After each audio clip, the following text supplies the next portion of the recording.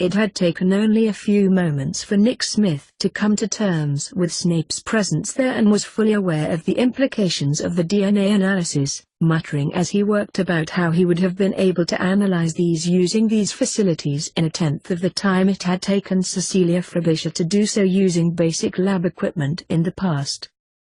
But she is determined, Mr. Snape, continued Nick as he prepared each of the samples that Snape had requested to be analyzed swiftly and with ease. Snape watched him carefully, for it had taken him a good 3 months to acquire the samples he needed. Of course, I can just print you off a copy of the samples I did for Tracy, said Nick Smith, waving his hand in the air. Is that an L or an E? An L, replied Snape stiffly. He looked at the samples again. He was already in possession of the traces that Tunks had requested her husband to analyze, namely her own and 2 of her father at different ages. The others Nick had laid out on the bench carefully, and he was beginning to add a small portion of each to long, thin tubes, troubling to label each one with the initials which Snape had ensured he had labeled accurately. He nodded approvingly. There was no room for error. Petunia Dursley. Dudley Dursley. Neville Longbottom. Hermione Granger. Andromeda Tunks. Tabitha Penwright. Remus Lupin, non-lupine form, Remus Lupin, werewolf form. So, Tracy tells me you used to be her teacher? The Dursleys, of course, he had received in his first letter. He had purloined a handful of Longbottom's hair when the boy was carrying out his usual mistakes during potions. He hadn't thought of it before, however. The boy's ineptitude was so similar to that of Penwright that it was too much of a coincidence to ignore. Hermione Granger's was easy too. Some of hers was caught in a cupboard door during the trial potions examination. He hadn't planned on analyzing hers, however he wished to verify Sturgis's trace with another mole-born. Cecilia Frobisher. He had hers from a visit to Lupin's cottage. Tunks had given hers willingly, as she had done with her father's samples, taken both when he was younger and in the present day. At least she had remembered something to tell him 2 nights ago, and he had been given their traces willingly by Smith. Snape looked at Nick Smith sharply, aware that the mole had spoken to him. Indeed, intoned Snape. Nick smiled and opened up the DNA traces that he had already carried out. Snape looked at him suspiciously. From what I can see, there is something extra on Tracy's dad's trace, said Nick. Snape took a few steps towards him, continuing to stare at him. Eventually he looked at the trace. The band, which Cecilia had already christened W, was there, clearly and plainly on the trace. Interesting, he murmured. Isn't it just? Said Nick enthusiastically. That trace, he pointed to the one with the extra line on it, was from a sample that Tracy gave me when her dad was 13. The other one, he pointed to a trace adjacent to the first, was from 2 weeks ago. No line here, he added unnecessarily. Snape gave him a withering look. And this one? He watched Nick blush as he pulled it from under the second one. Tracy's, said Nick. It's got a band, just like her father's. Touching. Snape picked up the 2 traces that belonged to Ted Tunks and held them up to the light before turning his head and looking at Nick Smith. Mr. Smith, do you think you could explain how this comes to be? Nick grinned and folded his arms. Of course. It's quite simple. There's an underlying genetic inheritance which seems to be passed on in a non-Mendelian manner. It doesn't seem to be determined through the Darwinian scheme of evolution for a start. There seems to be something quite random about everything. I've only ever seen this once, and that was in a creature that lived many millions of years ago. Which was? The Rhodictosaurus. It was a dinosaur that lived during the Triassic Age. Little is known about it, and only 3 living samples have ever been found. A random genetic pattern was found within these samples, and biochemists suggested that it was as if the dinosaur had stopped evolving. And yet. He leaned over Snape's shoulder to peer at the traces again. It seems perfectly possible to be caused by a manipulation of the DNA itself. If that were so, though, it would be perfectly possible, were someone to have this extra gene, to give the gift of magic to a non-wizard. You seem to have given this a lot of thought, Mr. Smith, said Snape, nodding in Nick's direction. Do you think it is also possible for a wizard to be made into a mole? That is to say, a non-wizard? Could that happen? Certainly, certainly. If the wizard were able to control what changes him, then he certainly could. This would indeed be interesting, and possibly the first case of self-selecting genes being controlled in the organism itself, rather than its offspring, through evolutionary principles. Nick looked across at the instrument which was, at the moment, churning out the results from the hair samples that biochemist Nick Smith had programmed it with. If only I had time to study this fascinating subject. He handed 3 of the traces from the samples that had just been analyzed to Snape. The traces, he said needlessly before turning to collect the rest of them. I was under the impression the analysis would take much longer, said Snape, looking at the results carefully. The system we've got here. Wow. It's far better than the last place, and much quicker. No, they're all done, Mr. Snape. Thank you. Now, it would be a good idea to make a copy for your wife, said Snape as he sandwiched the traces between his robe and clothing. She'll be grateful for them for reference. He waited until the second printouts had arrived and Nick had turned back to look at him as he flourished his wand. Oblivate. A crackle of blue-green light erupted from the end of Snape's wand and he held it next to Nick's head. In the opposite direction a stream of bright white light. Nick Smith blinked and looked around him, before looking at Snape. He narrowed his eyes. Mister. Nick shook his head in obvious confusion. Excuse me. Can I help you? I'm just on my way out, growled Snape, gesturing towards the door. You have been most kind in your efforts, and we are grateful. In a daze, the head of biochemistry at Calder Hall watched the tall man in a black coat stride towards the door. You are? Well. He shook his head again, as his memory was stuck to the inside of his mind and he had to dislodge it. Well. You're welcome. 88,888,888. It had been a rather good day, all in all. The conversation in Mr. Dursley's people carrier was polite and friendly and the children who had accompanied Dudley had been pleasant, or as pleasant as a couple of teenagers can be.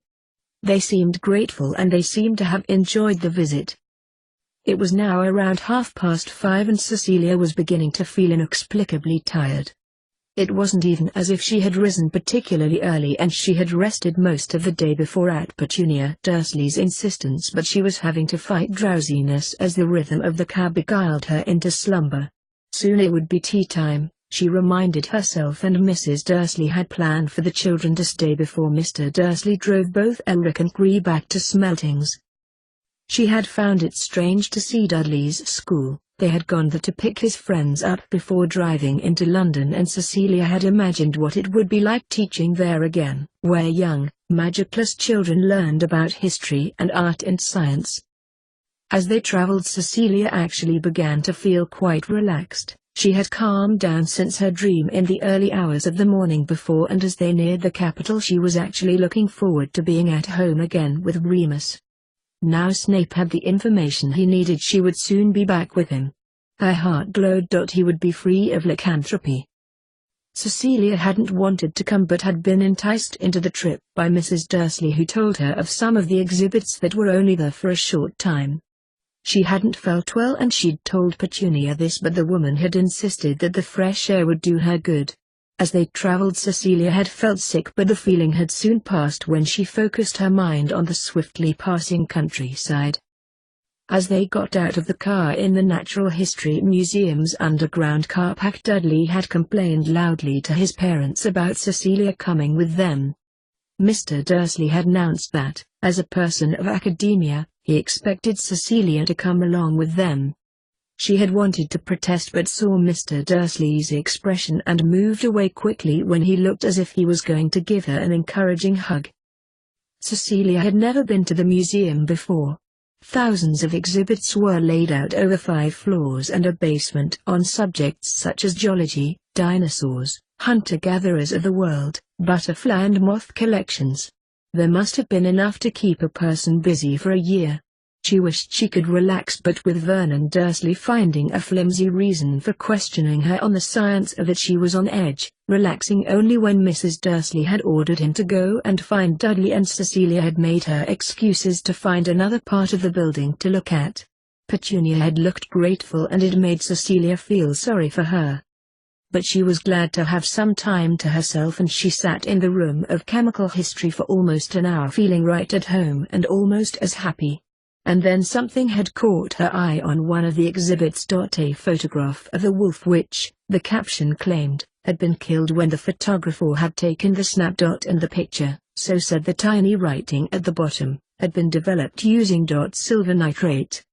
Some reassurance that her theory might be correct, Cecilia had thought, and she had scribbled down the information in its entirety on the back of a stamp book which she had found in her pocket with a pen borrowed from the security guard just in time before the Dursley family swept through, catching her in their wake on the way to the ancient Egypt section. Sipping at a cup of tea as Mrs. Dursley fussed over the children, Mr. Dursley bragged about what he knew and the teenagers muttered to themselves quietly. Cecilia daydreamed about her discovery and what it might mean about the lycanthropy cure. Silver nitrate. Lunar caustic. A polar liquid which, under the influence of the moon, would be enough to affect the parasites in Remus's blood. As Mr. Dursley proceeded to ask her about fossil remains, Cecilia's mind drifted to the back of the stamp book on which she had written down everything that the exhibit's guard had listed. It confirmed the information that Petunia had sent to Dumbledore for Snape to have to create Remus's potion. Now, as they got to the outskirts of Little Whinging, pure honeyed happiness coursed through Cecilia as she recalled what had happened that afternoon. She had seen it on the back of the Sentinel and had to take care that she didn't shout it across the entire museum foyer. Cecilia had picked up the paper as the headline caught her eye before looking on the back to see how Villa were doing. Noticed the cartoon strip. Noticed that it was the same as the one she had stared at. Looked like her drawing, her heart over the moon as she saw it. Someone must have had it and got it into the paper. Her drawing. That's our house, over there. Cecilia's thoughts were interrupted by Dudley loudly proclaiming the fact to his friends. The detached one, the one with the satellite dish and double garage. Outside number 4 everybody bundled out and Dudley immediately hurried upstairs to show Elric and Cree his computer games. Cecilia remained in the living room as a hushed argument began to ensue in the kitchen, presumably as Petunia was preparing tea. She could hear snippets of it and thought she heard her name mentioned, as well as Mr. Dursley's complaint of there not being what he wanted on the table and how he had missed the chance to close a deal by her making him take the day off. It didn't last long, however, and before it got too awkward, Petunia Dursley had thrown open the hall door and was shouting the teenagers down for their tea. A few moments later they were down and Mrs. Dursley was ushering Cecilia into the dining room, serving her with bacon scones and tea. 10 minutes into the tea and disturbing a rather lame joke about a duck, the doorbell rang and accompanying it, a knock. "Get that, Dudley, will you?" "Daz." From the kitchen Mrs. Dursley looked down the hall and Mr. Dursley got to his feet and lolloped towards his son. From the hallway they heard Vernon Dursley encourage his son to bring his friend inside. "Mrs. Dursley was expecting you to come with us to London," Mr. Dursley boomed as the front door clicked shut. Cecilia felt the colour drain from her face. In the uterine sanctuary that was 4 Privet Drive stood Draco Malfoy. She could see that her presence there was of no surprise, but it wasn't until Mrs. Dursley placed a hand on her arm that she broke eye contact with the young Slytherin. Under Petunia's touch she felt herself shaking. "You are not well," said Mrs. Dursley firmly, her voice staccato and flat. "Come, let me take you upstairs. It's been a tiring day and you need your rest." She got to her feet and lifted Cecilia up by the elbow. Leading her by the elbow, Mrs. Dursley led her into the hall and closed the door to the kitchen. "Is he a?" Cecilia nodded quickly. "Come, my dear. I'll get rid of him. Then we can contact Dash." But whoever Petunia Dursley was planning to contact, Cecilia never found out, for at that moment a great hammering came at the door. Mrs. Dursley led Cecilia onto the stairs and she pressed her back against the wall as Petunia opened the door. "We want to speak to Mrs. Frobisher." Cecilia could see nothing through the gap, but the voice sounded strange, a little high-pitched and as if the owner liked to hear their own voice. "I'm sorry," said Mrs. Dursley, a loss to the acting profession, "there is no Mrs. Frobisher here." "The teacher," clarified the voice. "We have come to collect her." "I'm afraid she is not here. She left 3 days ago." Cecilia saw Petunia frown in accustomed annoyance. Before she had finished her tutoring I'm considering writing to her agency. Cecilia exhaled. There was no way that whoever was at the door could find her now. And then, things began to happen all at once. From the living room Draco Malfoy rushed into the hallway and out into Privet Drive, giving Cecilia a glance as he pushed past Petunia Dursley, who screamed and tried to slam closed her front door. Dudley and Vernon Dursley hurried into the hall and Mr. Dursley pulled his wife back into the kitchen as his son took a few steps towards the door, but it blew back open and Malfoy was replaced with what looked like a greyish wind that made both of them recoil. The Muzz inside.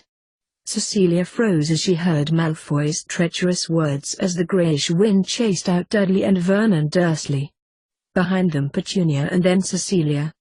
When she saw what was out there, Cecilia felt her mouth fall open. The drive was filled with wizards, clearly from the Ministry, as they were wearing their blue official bands.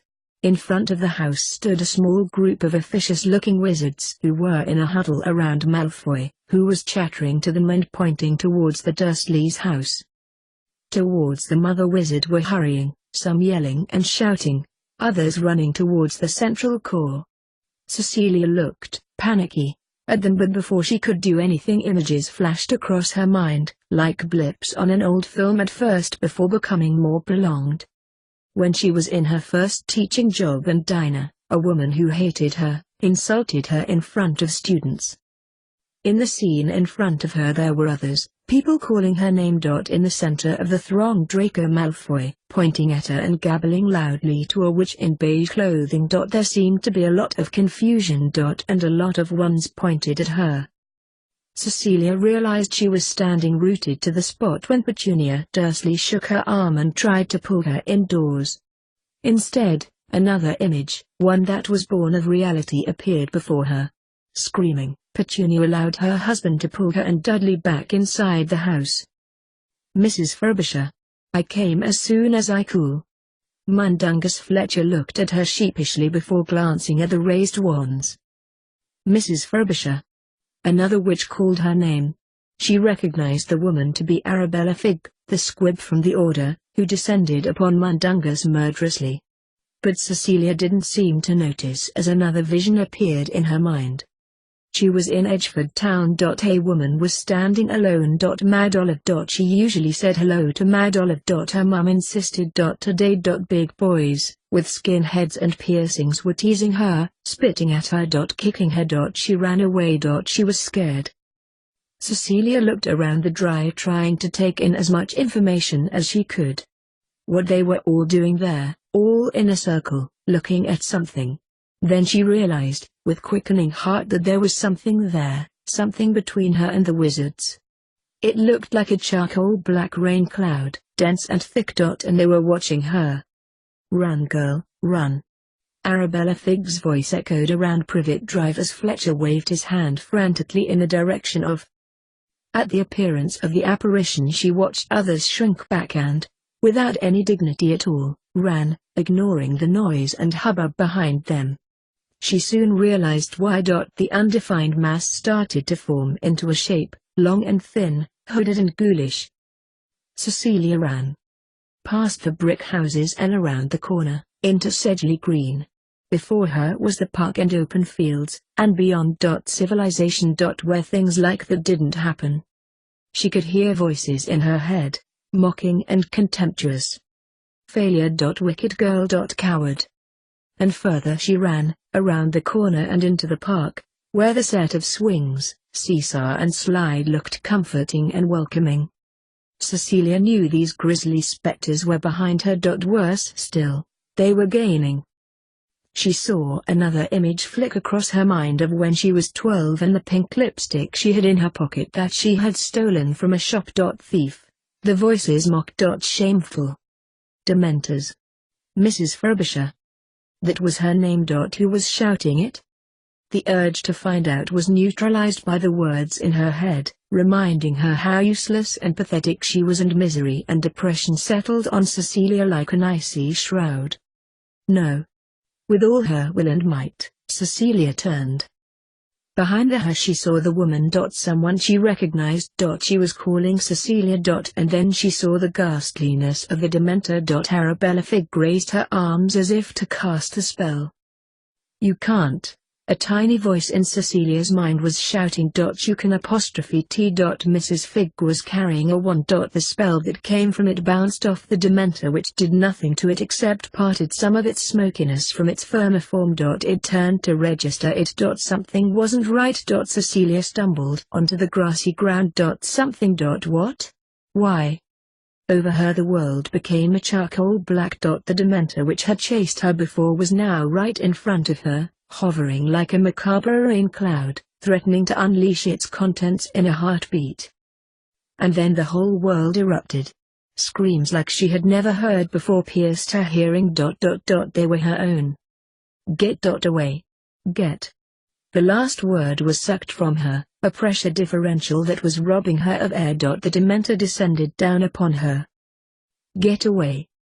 And then, just before the world around her began to fold sepia-like around her. Before the world slipped away from her and into oblivion. She saw a which she knew.